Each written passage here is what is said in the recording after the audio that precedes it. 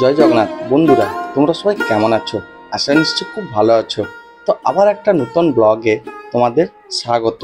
তো বন্ধুরা, সামনে রয়েছে শুভ উদ্বোধন, আর সেই শুভ উদ্বোধনের আগে দীঘার জগন্নাথ ধামের বাইরে আর ভিতরে এক্সক্লুসিভ সম্পূর্ণ তথ্য তোমাদের সামনে আজকে তুলে ধরবো। তো বন্ধুরা, ব্লগটা স্কিপ করবে না, কন্টিনিউ ওয়াচ করতে থাকবে। ভালো লাগলে ছোট লাইক, শেয়ার আর সাবস্ক্রাইব করে পাশে থেকো। তো চলো বন্ধুরা, আজকে ব্লগটা শুরু করা যাক। তো বন্ধুরা, এবারে অপেক্ষার দিন কিন্তু শেষ হতে চলেছে। আর কিছুদিনের পর আমাদের এই দীঘার জগন্নাথ ধামের শুভ উদ্বোধন হতে চলেছে। আর সেটা 2025-এ 30শে এপ্রিল বাংলা 16ই বৈশাখ 1432 শুভ অক্ষয় তৃতীয়ার দিন কিন্তু আমাদের এই বাংলা জগন্নাথ ধামের শুভ উদ্বোধন হতে চলেছে। আর সেই উদ্বোধনের আগে মন্দিরের ভেতরে আর গর্ভগৃহ আর মন্দিরের বাইরে সম্পূর্ণ এক্সক্লুসিভ তথ্য তোমাদের সামনে আজকে তুলে ধরবো।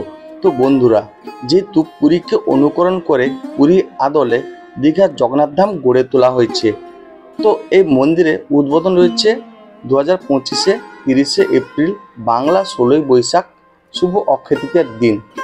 দীঘার জগন্নাথ ধামের উদ্বোধনের আগে মন্দিরের গর্ভগৃহ, মন্দিরের ভিতরে আর মন্দিরের বাইরে কি কি রয়েছে সব কিছু তোমাদের সামনে আজকে তুলে ধরবো। তো বন্ধুরা, এই মন্দিরটি উদ্বোধন হচ্ছে শুভ অক্ষয় তৃতীয়ার দিন। যেহেতু তোমরা অনেকে জেনে গেছো, 2018 সালে আমাদের মাননীয় মুখ্যমন্ত্রী ঘোষণা করেছিলেন সৈকত নগরী দীঘার বুকে পুরীকে অনুকরণ করে পুরী আদলে একটি জগন্নাথ ধাম তৈরি করবেন। তো 2018 সালে জমি খোঁজ শুরু হয়, আর সেটি কোথায়? দীঘা রেলওয়ে স্টেশনের একদম পাশে। আর সে 20 একর জায়গার উপর 2022 সালে নির্মাণ কাজ শুরু হয়। আর এই নির্মাণ কাজে প্রায় 250 কোটি টাকা খরচ হয়েছে। আর শুভ উদ্বোধন 2025-এ। আর এই মন্দির নির্মাণ করার জন্য যে সমস্ত গোলাপি পাথর বা মার্বেল পাথর ব্যবহার করা হয়েছে, সেগুলি কিন্তু রাজস্থানের বংশী পাহাড় থেকে কিন্তু আনা হয়েছে। আর এই মন্দিরের উচ্চতা পুরী মন্দিরের ন্যায় সমান উচ্চতা, প্রায় 65 মিটার। আর এই মন্দির তৈরি করা কারিগর আনা হয়েছে রাজস্থান, উড়িষ্যা আর আমাদের বাংলা থেকেও কিছু কারিগর নেওয়া হয়েছে। তো এখন তোমাদের মন্দিরের বাইরে আর ভিতরে কিছু এক্সক্লুসিভ আপডেট তোমাদের সামনে তুলে ধরবো।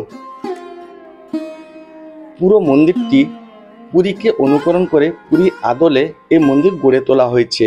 তো এই মন্দিরের বাইরে যেমন চমক রয়েছে, মন্দিরের ভিতরেও ঠিক তেমনই চমক রয়েছে। তো বাইরে কি কি চমক রয়েছে? বাইরে রয়েছে মন্দিরের প্রথম অরুণ স্তম্ভ, যেটা পুরী মন্দিরে রয়েছে। আর এই মন্দিরে বাইরে রয়েছে প্রধান ফটক, আর প্রধান ফটক থেকে সিংহদুয়ার পর্যন্ত যাওয়ার জন্য সুন্দর একটা মার্বেল পাথরের রাস্তা তৈরি করা হয়েছে। আর সেই রাস্তার দুপাশে 6টা দীপজ্যোতি স্তম্ভ রয়েছে। আর মূল মন্দির উপরে পুরী মন্দিরের ন্যায় নীলচক্র বসানো হয়েছে। আর এখানেও পুরী মন্দিরের ন্যায় প্রত্যেক দিন ধ্বজা পরিবর্তন করা হবে। আর প্রত্যেকটি মন্দির উপরে তোমার সৌন্দর্য বাড়ানোর জন্য সুদর্শন চক্র বসানো হয়েছে। পুরী মন্দিরের ন্যায় এখানেও 4টি দুয়ার রয়েছে। সেগুলি হলো সিংহদুয়ার, ব্যাঘ্রদুয়ার, হস্তির দুয়ার আর অশ্ব দুয়ার। আর মন্দিরে দুদিকে 2টি পদ্মকুণ্ড রয়েছে। এক মন্দির থেকে অন্য মন্দির, অর্থাৎ এক দুয়ার থেকে অন্য দুয়ার যাওয়ার জন্য যেমন সিঁড়ির ব্যবস্থা রয়েছে, সিঁড়ির পাশাপাশি কিন্তু র্যাম্পওয়েরও ব্যবস্থা রয়েছে। কেননা যারা হাঁটাচলা করতে পারে না, হুইল চেয়ারে করে এক মন্দির থেকে অন্য মন্দির, অর্থাৎ এক দুয়ার থেকে অন্য দুয়ার যাতে যেতে কোনো অসুবিধা না হয়, সেই জন্য এখানে সিঁড়ির পাশাপাশিও র্যাম্পওয়ের ব্যবস্থা করা হয়েছে। পুরী মন্দিরের যেমন স্বর্গদ্বার রয়েছে, এখানেও মন্দিরের পাশে স্বর্গদ্বার গড়ে তোলা হয়েছে। পুরী মন্দিরে যেমন তোমার 3টি টানা রথ রয়েছে, এখানেও 3টি টানা রথ বানানো হয়েছে। আর সেগুলি লোহা আর কাঠ মিশ্রিত। পুরী মন্দিরে যেমন 3টি জগন্নাথ দেবের মূর্তি রয়েছে, কিন্তু এখানে একটু ভিন্ন, অর্থাৎ এখানে 3টি মার্বেল পাথরে মূর্তি তৈরি করা হয়েছে, আর তার পাশাপাশি 3টি নিম কাঠেরও মূর্তি তৈরি করা হয়েছে। পুরী মন্দিরের ন্যায় দীঘার জগন্নাথ ধামকেও 4টি ভাগে ভাগ করা হয়েছে। সেগুলি হলো গর্ভগৃহ বা দেওল ঘর, জগমোহন, নাটমণ্ডপ ও ভোগমণ্ডপ। আর এই নাটমণ্ডপ কিন্তু 16টি পরপর স্তম্ভের উপর কিন্তু দাঁড়িয়ে রয়েছে। আর এই 16টি স্তম্ভের উপরে খুব সুন্দর সুন্দর নকশার ডিজাইন কিন্তু ফুটে তোলা হয়েছে। তো বন্ধুরা, এই গেল বাইরের দিকটা। এবারে চলো তোমাদের ভিতরে কিছু এক্সক্লুসিভ আপডেট দেব, যেগুলো আজ পর্যন্ত তোমাদের কেউ বলেনি। তো বন্ধুরা, যেহেতু পুরীকে অনুকরণ করে পুরীর আদলে দীঘার জগন্নাথ ধাম গড়ে তোলা হয়েছে, তো সেই পুরী মন্দিরের ন্যায় এখানেও ভিতরে কিছু চমক রয়েছে। আর সেগুলি কি কি, তো চলো একে একে তোমাদের বলি। মন্দিরের ভেতরে পুরী মন্দিরের ন্যায় এখানেও ভোগ ঘর, স্টোর রুম, পুজোর ঘর আর পূজারী বা মন্দিরের ব্রাহ্মণের থাকার ঘরও রয়েছে। মন্দিরের ভেতরে নাটমণ্ডপে 4টি দুয়ার রয়েছে।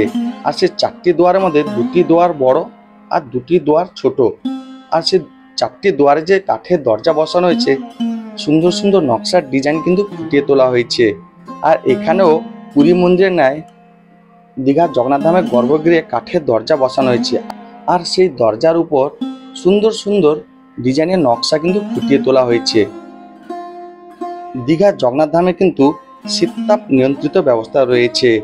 জগমোহন আর গর্ভগৃহ এই 2টি রুম কিন্তু শীততাপ নিয়ন্ত্রিত ব্যবস্থা রয়েছে। পুরী মন্দিরের ন্যায় দীঘার জগন্নাথ ধামের ভিতরে গরু স্তম্ভ বসানো হয়েছে।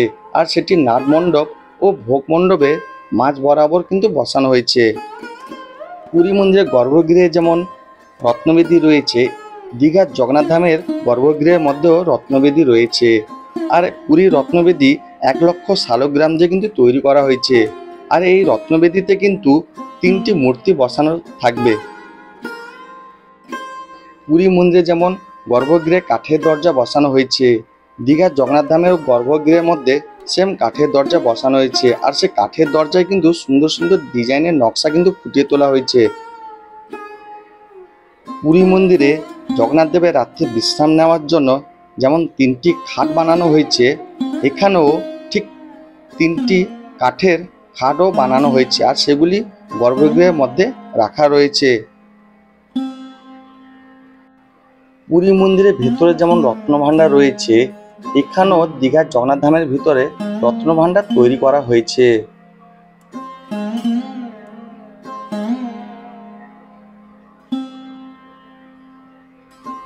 পুরী মন্দিরে যেমন প্রত্যেক দিন ধ্বজা বা পতাকা পরিবর্তন করা হয়, এখানেও প্রত্যেক দিন কিন্তু সেই ধ্বজা বা পতাকা পরিবর্তন করা হবে। মন্দিরের ভেতরে যে সমস্ত কাঠের দরজা বসানো হয়েছে, সেই কাঠের দরজার উপর কিন্তু সুন্দর সুন্দর নকশার ডিজাইন কিন্তু ফুটিয়ে তোলা হয়েছে। এছাড়াও মন্দিরের বাইরে যেমন তোমার বিভিন্ন প্রাচীন দেবদেবীর মূর্তি বা প্রাচীন শিল্পকলা সুন্দরভাবে ফুটিয়ে তোলা হয়েছে, তেমনই মন্দিরের ভেতরেও সুন্দর সুন্দর নকশার ডিজাইন কিন্তু ফুটিয়ে তোলা হয়েছে। এছাড়াও মন্দিরের ভিতরে যে মেঝের উপর যে আলপনা দেওয়া হয়েছে, সেই আলপনাগুলো সুন্দরভাবে ফুটিয়ে তোলা হয়েছে।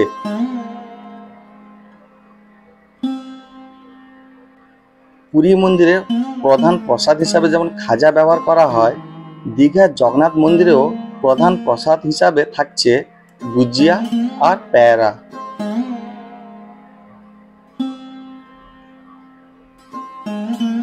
তো বন্ধুরা, উদ্বোধনের আগে তোমাদের মন্দিরের বাইরে ও ভেতরে আর গর্ভগৃহে কিছু এক্সক্লুসিভ আপডেট তোমাদের সামনে তুলে ধরলাম। তো বন্ধুরা, আজকে এই এক্সক্লুসিভ আপডেট তোমাদের কেমন লাগলো অবশ্যই কমেন্ট করে বলবে। আর যদি ভালো লাগে ছোট্ট করে লাইক করে শেয়ার করে দিও আর সাবস্ক্রাইব করে পাশে থেকো। তো বন্ধুরা, আজকে ব্লগটা এখানে শেষ করলাম, যেহেতু রয়েছে সামনে উদ্বোধন। আর সেই উদ্বোধনের আগে তোমাদের মন্দিরের সম্পূর্ণ তথ্য এক্সক্লুসিভভাবে তোমাদের সামনে তুলে ধরলাম। তো তোমাদের কেমন লাগলো অবশ্যই কমেন্ট করে বলতে ভুলো না। আর যদি ভালো লাগে ছোট্ট করে সাবস্ক্রাইব করে পাশে থেকো। আরও নতুন নতুন এরকম ইন্টারেস্টিং আপডেট নিয়ে তোমাদের সামনে আসবো। তো চলো বন্ধুরা, আজকের মতন বাই বাই টাটা। আবার একটা নতুন ব্লগে খুব তাড়াতাড়ি তোমাদের সাথে দেখা হচ্ছে। ততক্ষণে ভালো থেকো।